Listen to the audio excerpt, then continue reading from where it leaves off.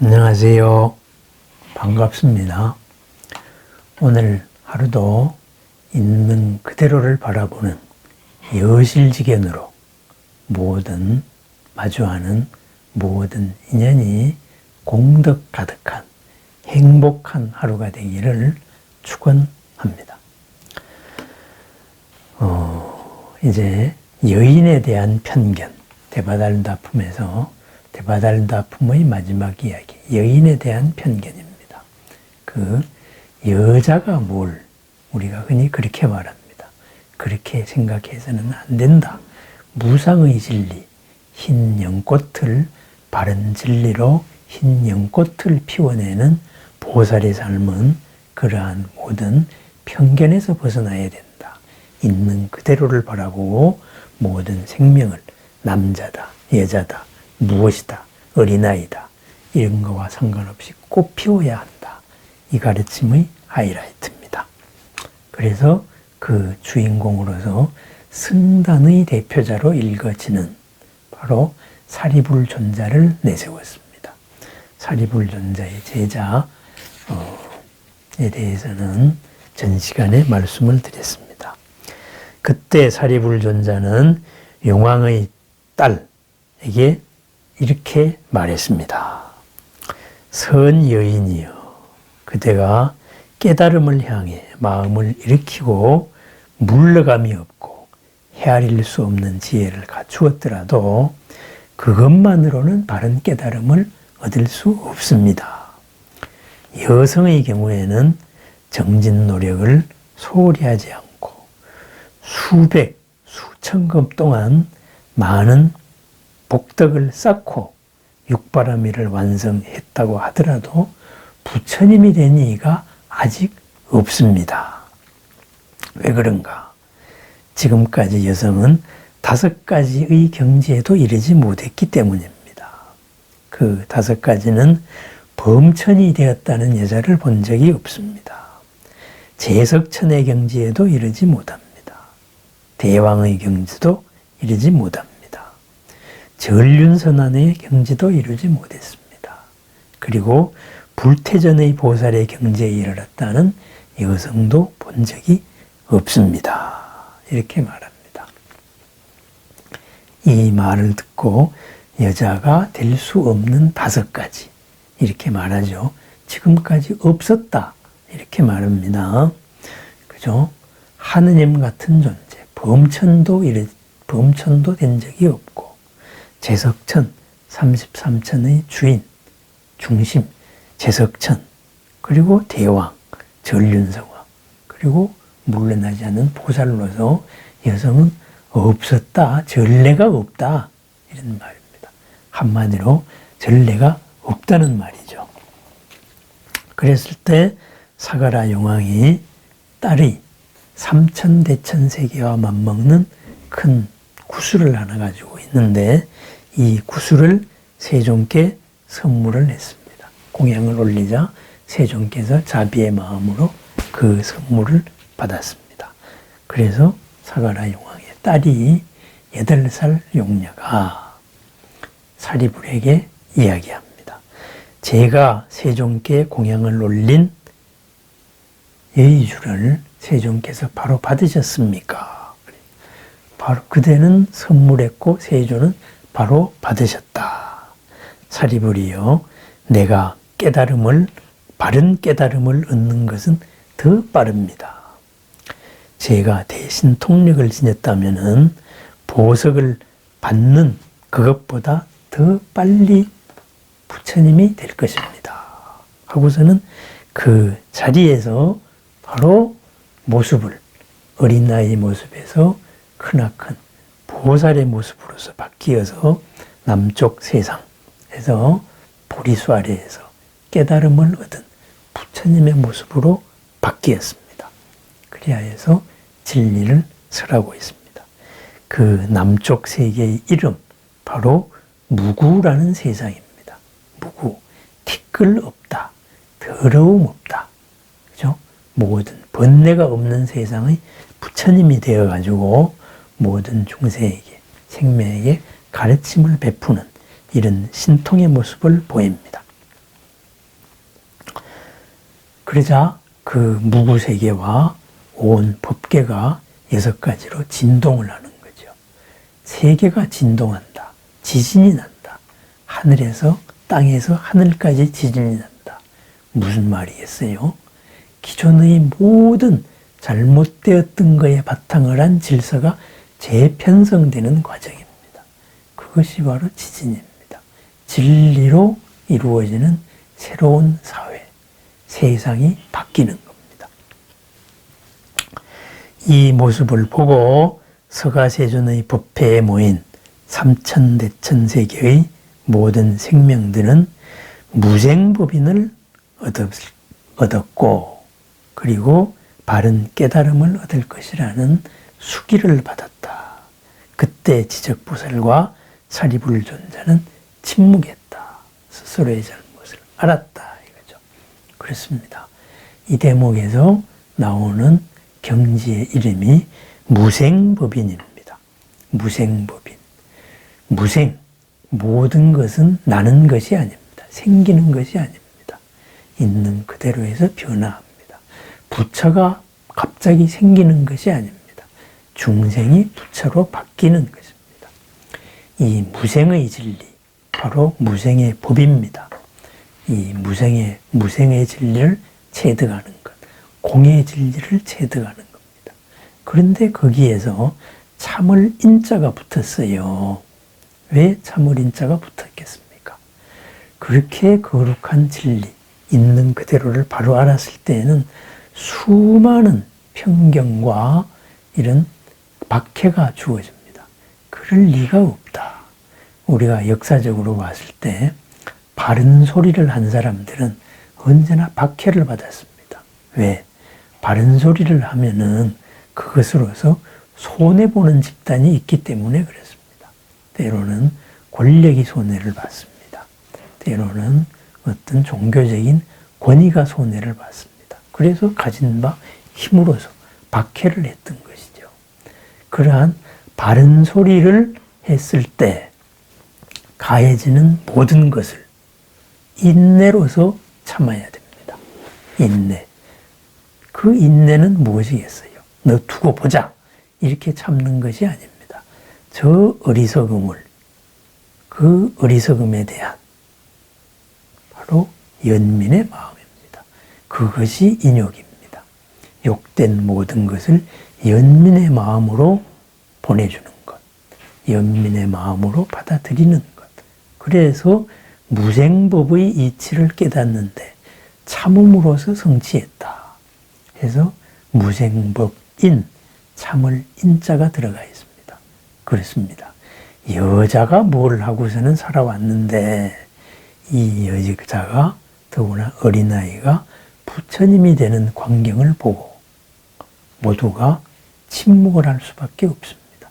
비난을 했던 사람들. 바로 그러면 안 되겠다. 바로 무생법인을 얻었습니다. 그럼 이 무생법인은 무슨 말이겠습니까? 물러서지 않는 경지를 말하는 겁니다. 바른 진리를 받습니다. 본 그대로 꿋꿋하게 살아갑니다. 이 진리가 모든 사람들에게서 꽃피기를 바랍니다.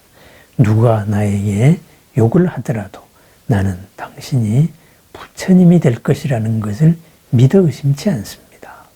힘든 사람에게 나는 당신이 행복한 존재가 될 것을 믿어 의심치 않습니다. 꿋꿋하게 그 진리를 확신을 시켜주고 이 확신에서 바로 전달되는 것. 그것이 무생법인입니다. 그렇습니다. 경험적으로 봤을 때 어떤 사회 속에서 살다가 보면은 그 사회 고유의 문화적인 편견이 있습니다. 가부장 사회 속에서는 이런 남성 우위의 편견이 있습니다. 그러다가 보니까 여성들은 가진 능력이 있어도 일단 한 단계 낮춰봤습니다. 근래에도 아직까지도 그런 말을 쓰는 사람들이 있습니다. 여류문인, 여류시인, 여류화가 이런 말을 쓰는 사람들이 있습니다. 그것은 뭐냐? 여자도 이렇게 할 줄 안다. 바로 그런 여성에 대한 편견입니다. 여류라는 말이 뭐예요? 여자류라는 말이잖아요. 신은 신데 여자풍으로 이 정도는 지을 수 있어. 뭐 당신 좀 뭐 여자 가운데는 좀 대단하네. 그래서 여류 시인 이런 식으로 붙은 거예요. 여류 문인 마찬가지입니다. 여류가 붙었다는 말, 그 말을 아직도 못 쓰는 분들이 있는데 그렇습니다. 그것은 바로 편견의 소상입니다. 여자가 뭘 하는 세상에 여자도 뭘 조금 할 줄 알아. 이 정도의 표현입니다. 그래서는 안 된다 이거죠. 출가승 부처님의 법왕자로 대표되는 이 사리불화를 앞장세워서 악역을 시킨 거지요. 법화경에서는 여자는 지금까지 5가지가 된 적이 없다 그래요. 그죠? 하느님 같은 높은 존재도 될 수 없었고, 재석천왕도 될 수 없었고, 큰 왕도, 그리고 온 세계의 평화를 가져오는 전륜성왕도, 그리고 물러서지 않는 크나큰 구도자도 나는 여자가 있었다는 소리는 들어본 적이 없었다 그럽니다. 그게 편견입니다. 그럼 그것이 옛날에만 그러냐? 아닙니다. 지금도 마찬가지입니다. 남방에 가면은 뭐 비구니의 맥이 끊어졌다는 이유로 여성은 출가를 허용하지 않습니다. 우리 북방에서는 율장에 한 조각을 끄집어내어 가지고 비구니는 뭐 수많은 수 없는 생을 수행했더라도 바로 남자 비구한테는 무조건 지도를 받아야 된다. 이렇게 주장을 합니다. 그것으로서 아직까지도 그렇게 말합니다. 그렇습니다. 이 사리불로 대표되는 비구들의 편견을 얘기하고 있습니다.